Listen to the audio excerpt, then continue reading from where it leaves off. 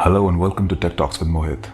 तो आज मेरे पास है हाइसेंस की 4K LED टीवी 50 इंचेस, जिसका मैं लॉन्ग टर्म रिव्यू करने वाला हूँ। इस टीवी को मैं पिछले 1 साल से यूज़ कर रहा हूँ और इसके बारे में कुछ बहुत ही शॉकिंग अच्छी चीज़ें हैं जो मैं आपको बताने वाला हूँ। तो वीडियो को प्लीज़ एंड तक देखिएगा एंड अगर आपको हेल्पफुल लगे ये वीडियो तो चैनल को सब्सक्राइब ज़रूर करिए।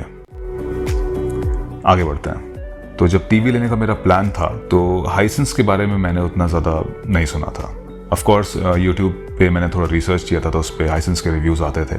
तो आई डिसाइडेड कि क्यों ना इसको मैं खुद पर्सनली जाके चेकआउट करूँ किसी स्टोर में और देखूँ कि जो इतने अच्छे अच्छे रिव्यूज़ लोग डाल रहे हैं कि एक्चुअली में ये टीवी इतनी वर्थ है, बिकॉज इसका प्राइसिंग है वो बहुत ही कॉम्पिटिटिव है कंपेयर टू सैमसंग, सोनी।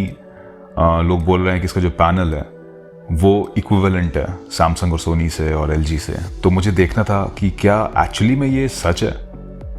तो I went to a lot of stores, Reliance Digital हो गया, क्रोमा हो गया, बहुत सारे स्टोर्स हैं। हर जगह ये टीवी अवेलेबल नहीं है। फर्स्ट ऑफ ऑल मुझे रिलायंस डिजिटल में मिल गई तो मैंने साइड बाय साइड इसका कंपैरिजन किया।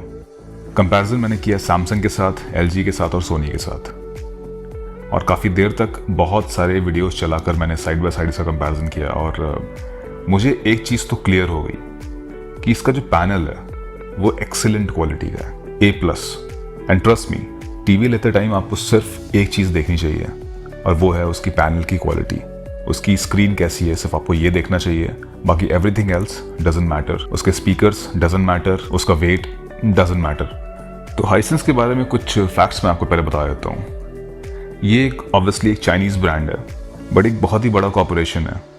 आपने तोशिबा का नाम सुना होगा, हिटाची के टेलीविजन्स आपने देखे होंगे, शार्प का नाम सुना होगा।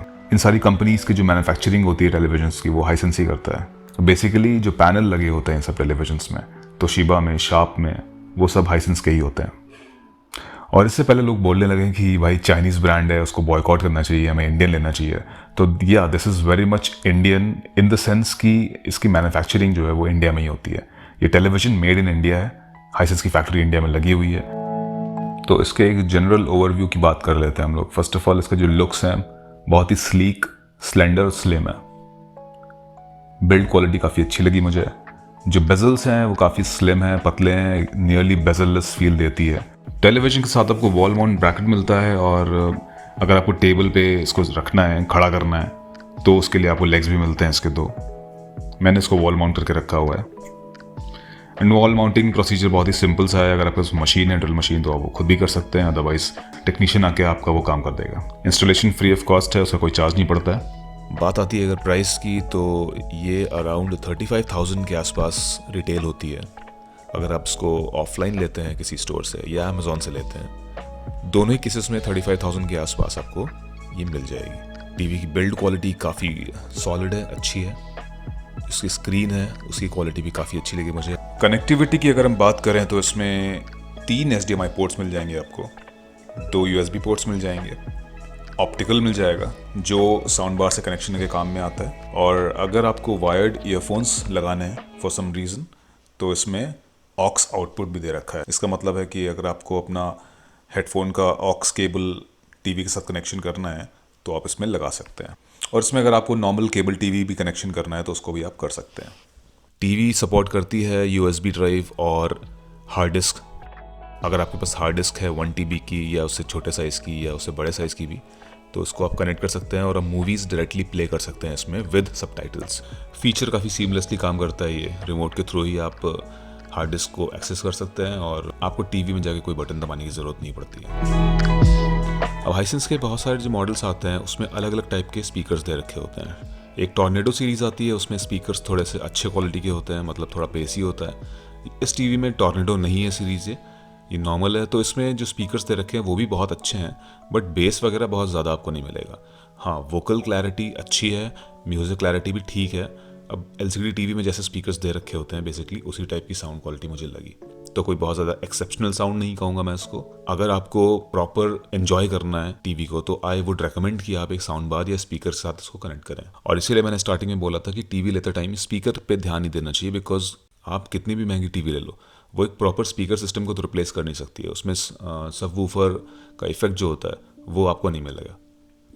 तो एनीवे आपको साउंड बार या स्पीकर के साथ टीवी को कनेक्ट ही करना पड़ेगा। तो टीवी लेते टाइम स्पीकर पे ध्यान देने की कोई इतनी ज़रूरत नहीं है। हाँ, स्पीकर बहुत ही ज़्यादा ख़राब है या उसकी साउंड क्वालिटी बिल्कुल ही अच्छी नहीं है तो ऑब्वियसली एक डील ब्रेकर हो सकता है कुछ लोगों के लिए जिनको स्पीकर वगैरह नहीं लेना है। बट यूजुअली क्या है कि टेलीविजन की साउंड ठीक है, डिसेंट होती ही है। अब बात करते हैं सबसे इम्पॉर्टेंट एलिमेंट की एक टेलीविज़न के अंदर, और वो है पिक्चर क्वालिटी। पिक्चर क्वालिटी मुझे ए क्लास लगी। बहुत ही बढ़िया क्वालिटी है इस पैनल की, क्लैरिटी बहुत अच्छी है, शार्पनेस है, 4K पैनल है, और जो अपस्केलिंग करता है 1080 कंटेंट को और इवन 720p कंटेंट को अगर ये अपस्केल करता है तो पिक्सल्स वगैरह ज़्यादा आपको फटते हुए दिखेंगे नहीं, मतलब पिक्सलेशन नहीं इसमें आपको दिखेगा। जो अपस्केलिंग का एल्गोरिदम है इसका, या जो सिस्टम है अंदर, वो बहुत ही अच्छा काम करता है। अगर कोई फास्ट मूविंग चीज़ चल रही है स्क्रीन पे, जैसे कि फुटबॉल अगर आप देख रहे हैं या क्रिकेट देख रहे हैं या कोई मूवी देख रहे हैं जिसमें एक्शन सीन्स हैं, तो घोस्टिंग जो इफ़ेक्ट्स होते हैं किसी किसी टीवी में, वो इसमें बिल्कुल भी नज़र नहीं आएंगे। मतलब कि अगर कोई पर्सन बहुत तेज़ मूव कर रहा है, कोई ऑब्जेक्ट मूव कर रहा है टीवी में बहुत तेज़ी से, तो वो अपने पीछे एक घोस्ट टाइप का या ट्रेल टाइप का नहीं छोड़ता है इसमें। तो जो रिफ्रेश रेट है टीवी का काफ़ी अच्छा है, और fast moving objects, fast moving scenes बहुत ही क्लियरली रेंडर होते हैं इस पर। ये एक LCD पैनल है विद LED बैकलाइटिंग। एसेंशली ये सारे टीवी LCD ही होते हैं, उसको LED बोल के मार्केटिंग कर रहे हैं लोग, बट LED बेसिकली सिर्फ बैकलाइटिंग होती है। ये पैनल LCD ही होता है। अगर आपको प्रॉपर LED टीवी चाहिए तो वो OLED होती है, जो कि काफ़ी महंगी आती है, वो 1-1 लाख रुपए की टीवी से। तो उसका जो LCD पैनल है काफ़ी ब्राइट है और शार्पनेस है, जो कॉन्ट्रास्ट है वो काफ़ी अच्छा लगा मुझे। ऐसा नहीं है कि इसमें आपको ब्लैक्स डीप नहीं मिलेंगे, ब्लैक्स बहुत डीप हैं और कलर्स पॉप होते हैं। तो जो फील इसमें आता है आपको मूवी देखने का या कोई वीडियो देखने का, वो बहुत ही अच्छा है। इस टीवी के बारे में एक चीज़ और है जो मुझे अच्छी लगी, वो है इसका व्यूइंग एंगल। इसका व्यूइंग एंगल है काफ़ी वाइड है, मतलब अगर इसको आप साइड से भी देखते हैं तो कलर्स में कोई शिफ्ट नहीं होता है और किसी भी टाइप की बैंडिंग या वैसा कोई इफेक्ट नहीं आता है। जैसा फ्रंट से स्क्रीन दिखती है वैसा ही साइड से भी दिखती है। बात करते हैं इसके रिमोट की।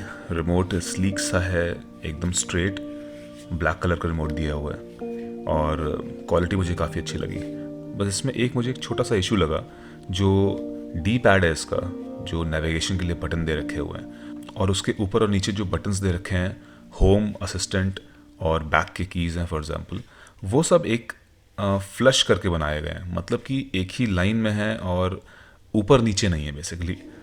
तो जब आप कभी डी पैड दबाते हैं तो गलती से ऊपर या नीचे कोई बटन दब सकता है साथ में, तो थोड़ा सा ध्यान रख के इसको करना होता है। But once you get used to it कोई इशू नहीं है। स्टार्टिंग में थोड़ा सा मुझसे भी गलत प्रेसेस हो रहे थे बटन के, जैसे कि मैं बैक बटन या डाउन बटन दबाना चाह रहा हूँ तो वो होम बटन दब जा रहा था गलती से, बट वो धीमे धीमे यूज़ करते करते मेरी आदत पड़ गई है, तो वो एक नेगेटिव मैं नहीं बोलूँगा उतना बड़ा।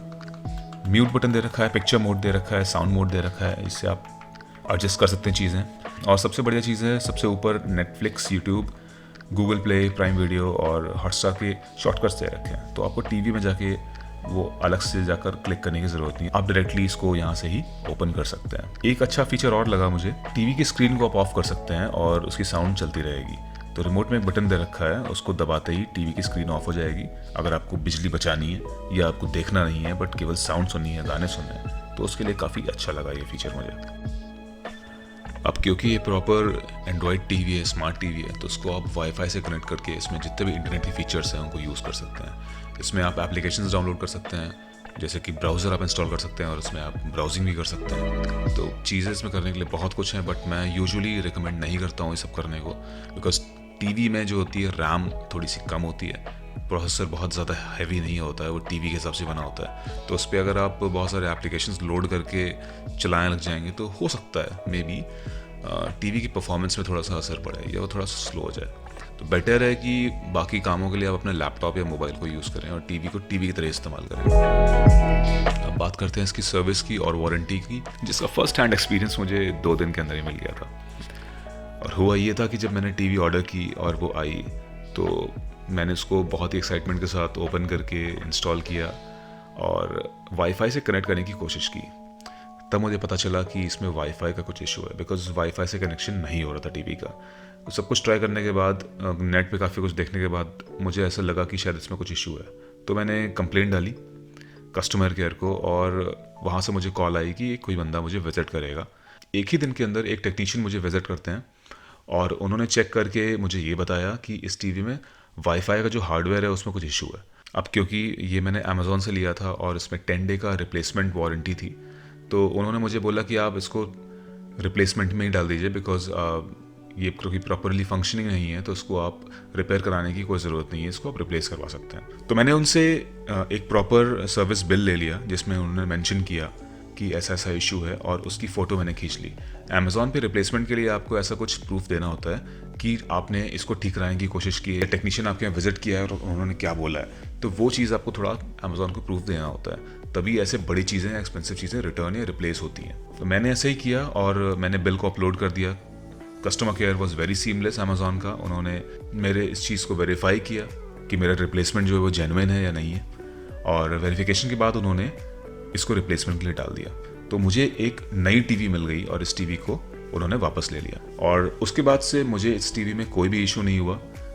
और कम से कम 10 बार मुझे हाइसेंस से कॉल भी आई है कि आपकी टीवी आपने परचेज़ की थी, वो कैसी चल रही है, उसका फीडबैक कैसा है, आपको कैसा लग रहा है। तो वो मुझे बहुत अच्छा लगा कि उन्होंने कस्टमर को फॉलोअप किया है बार बार एक प्रोडक्ट सेल करने के बाद। तो मेरी तरफ से आई वुड सजेस्ट आप किसी स्टोर में जाकर टीवी को देखें, आई लेवल पे उसको देखें कि वो उसका पैनल कैसा लग रहा है, उसकी क्वालिटी कैसी है, उसके बाद ही डिसीजन लें। वीडियो अगर आपको अच्छा लगा हो तो चैनल को प्लीज़ सब्सक्राइब करिए। हम मिलते रहेंगे।